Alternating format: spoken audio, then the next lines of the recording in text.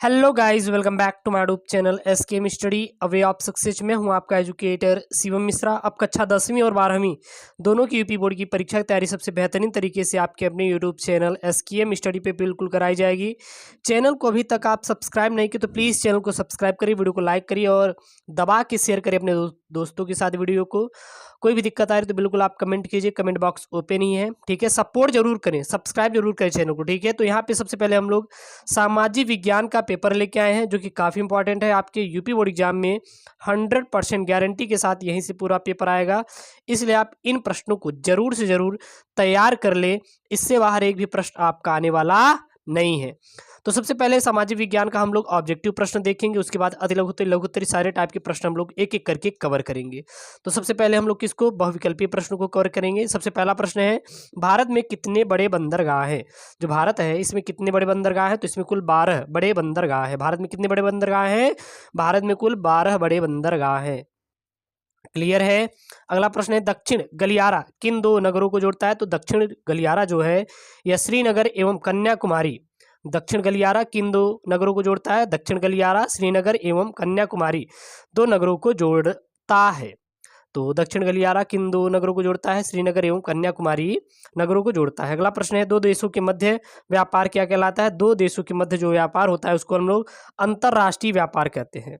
दो देशों के मध्य व्यापार क्या कहलाता है, दो देशों के मध्य का जो व्यापार होता है उसे हम लोग अंतरराष्ट्रीय व्यापार कहते हैं। तो उसे हम लोग क्या कहते हैं, अंतरराष्ट्रीय व्यापार कहते हैं। अगला प्रश्न है, कौन सी एक रेशेदार फसल है। तो जो जूट होती है, क्या होती है, जूट, जूट क्या है, एक रेशेदार फसल है। क्लियर है। अगला प्रश्न है, कौन सी एक रबी की फसल है। तो जो गेहूं होती है यह एक क्या है, रबी की फसल है। रबी की फसल का क्या नाम है, गेहूं है। अब यहाँ पे अति लघुत्तरी प्रश्न है जो कि काफी इंपॉर्टेंट अति लघुत्तरी प्रश्न है और आपकी ये यूपी बोर्ड परीक्षा 2022 में पूछे जाएंगे। इन अति लघुत्तरी प्रश्नों को आपको तैयार कर लेना है जो कि कक्षा 10वीं सामाजिक विज्ञान का आपका पेपर है। इससे बाहर आपका एक पेपर आएगा नहीं। प्रश्न क्या है, संघवाद अथवा राष्ट्रवाद क्या है। संघवाद अथवा राष्ट्रवाद से आप क्या समझते हैं। तो संघवाद एक ऐसी शासन व्यवस्था है जिसमें शासन की शक्तियों का केंद्रीय सरकार तथा प्रांतीय सरकारों के बीच बंटवारा कर दिया जाता है। संघवाद अथवा संघ से आप क्या समझते हैं, तो सीधा बता देना है। संघवाद एक ऐसी शासन व्यवस्था है जिसमें शासन की शक्तियों का केंद्रीय सरकार तथा प्रांतीय सरकारों के बीच क्या कर दिया जाता है, बंटवारा कर दिया जाता है। उसे हम लोग क्या कहते हैं, संघ कहते हैं। अगला प्रश्न यहाँ पे, निरक्षरता का क्या अर्थ है। निरक्षरता से आप क्या समझते हैं, तो सीधा बताएंगे, वह स्थिति जिनमें लोगों को अक्षरों का ज्ञान न हो अर्थात वे पढ़े लिखे न हो, उसे हम लोग निरक्षरता कहते हैं। तो निरक्षरता का मतलब क्या होता है, निरक्षरता का स्पष्टीकरण क्या होता है, आपको सीधा बता देना है कि वह स्थिति जिनमें लोगों को अक्षरों का ज्ञान न हो अर्थात वे पढ़े लिखे न हो उसे हम लोग निरक्षरता कहते हैं। क्या कहलाता है, वह निरक्षरता कहलाता है। जितने भी आपके कक्षा 10वीं सामाजिक विज्ञान का महत्वपूर्ण प्रश्न है आपको सारा हम लोग कवर कराएंगे। बिल्कुल आपको वीडियो को लाइक करना है, शेयर करना है और चैनल को अभी तक सब्सक्राइब नहीं किए तो चैनल को सब्सक्राइब करना है। साथ ही साथ इसका मॉडल पेपर आप डाउनलोड कर सकते हैं टेलीग्राम चैनल एसकेएम स्टडी से। साथ ही साथ आप हमारी ऑफिशियल वेबसाइट skmstudyclasses.com पर भी इसका पूरा PDF आप डाउनलोड कर सकते हैं। अगला प्रश्न है यहाँ पे, प्रश्न क्या है, क्षेत्रवाद से आप क्या समझते हैं। क्षेत्रवाद का मतलब क्या होता है, आप क्षेत्रवाद से क्या समझते हैं, तो आपको सीधा लिखेंगे, क्षेत्रवाद उस भावना का नाम है जिसके अंतर्गत देश के किसी क्षेत्र के लोग भाषा, धर्म, जाति, भौगोलिक को अलग अलग समझते हुए अपने क्षेत्रों के विकास के लिए प्रयत्नशील होते हैं, उसे हम लोग क्षेत्रवाद कहते हैं। तो आप क्या बोलेंगे, क्षेत्रवाद उस भावना का नाम है जिसके अंतर्गत देश के किसी क्षेत्र के लोग, किसी भी क्षेत्र के लोग धर्म, जाति, भौगोलिक स्थिति अथवा सामाजिक व आर्थिक कारणों से अपने को अलग समझते हुए अपने क्षेत्रों के विकास के लिए प्रयत्नशील होते हैं।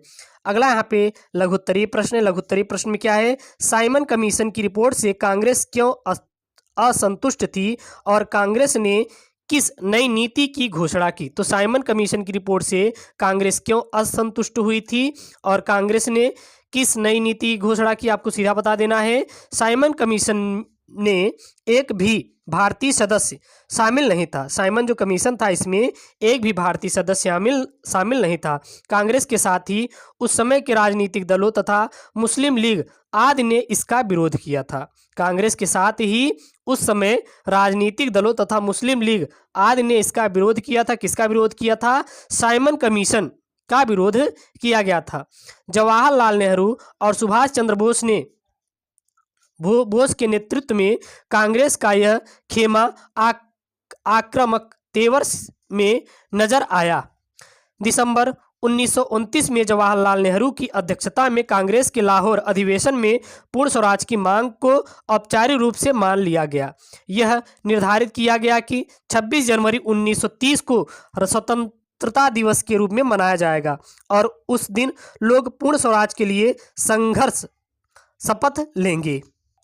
अब यहाँ पे जो है दीर्घ उत्तरी प्रश्न, जी हाँ, हम लोग केवल उन्हीं प्रश्नों को डिस्कशन करेंगे जो कि आपकी यूपी बोर्ड परीक्षा के लिए इंपॉर्टेंट है, आपकी यूपी बोर्ड परीक्षा में आएगा। देखिए, यूपी बोर्ड परीक्षा में टॉपर बनने का मतलब क्या है? सबसे पहले आप क्या करेंगे कि सामाजिक विज्ञान के आप जो भी आपके पास नोट्स है उसको ले लीजिए। उसके बाद जो इसमें पिछले साल प्रश्न ज़्यादा से ज़्यादा रिपीट हुए हैं आप उनको कलेक्ट कीजिए, उनको उठाइए। उनको उठाने के बाद क्या करेंगे, आप केवल उन्हीं को ज़्यादा फोकस करिए जो कि आपके यूपी बोर्ड परीक्षा में पूछे गए प्रश्न हैं। ऐसे प्रश्नों को बिल्कुल भी मत पढ़िए जो कि यूपी बोर्ड परीक्षा में पूछे ही नहीं गए हैं।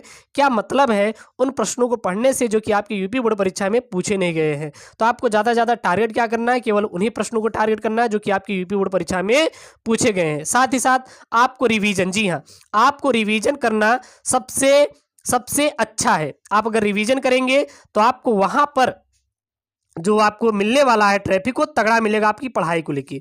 तो आपको सारे सब्जेक्ट को अच्छे से रिवीजन करना है। जिस दिन जिस बोर्ड का एग्जाम है उसके पहले भी आपको उसको अच्छे से तैयार करना है। हर एक चैप्टर, हर एक आपको पेपर रट के जाना है, बिल्कुल आपको छोड़ना नहीं। अगर जो मैं आपको यहाँ पे पेपर दे रहा हूँ उन पेपर को भी आपको अच्छे से याद करना है। प्रश्न क्या है? असहयोग आंदोलन क्यों प्रारंभ किया गया? आंदोलनकारियों के 4 कार्य लिखिए। तो असहयोग आंदोलन क्यों चालू किया गया? महात्मा गांधी ने अपनी प्रसिद्ध पुस्तक हिंद स्वराज में कहा था कि भारत में ब्रिटिश शासन भारतीयों के सहयोग से ही स्थापित हुआ और चल पा रहा है। यदि भारत में ब्रिटिश शासन भारतीयों के सहयोग वापस ले ले तो वर्ष भर के भीतर ब्रिटिश शासन ढह जाएगा और स्वराज की क्या होगी? स्थापना होगी। यानी कुल मतलब ये है कि जो महात्मा गांधी की अपनी एक प्रसिद्ध पुस्तक है हिंद स्वराज, उसमें यही बताया गया था कि जो ब्रिटिश शासन चल रहा है या फिर जो इसका स्थापना हुआ है वो केवल भारतीय लोगों के सहयोग से हुआ है। अगर वो अपना सहयोग हटा ले, अपना हाथ पीछे कर ले तो जाहिर सी बात है वो क्या हो जाएगा? ढह जाएगा। क्लियर है?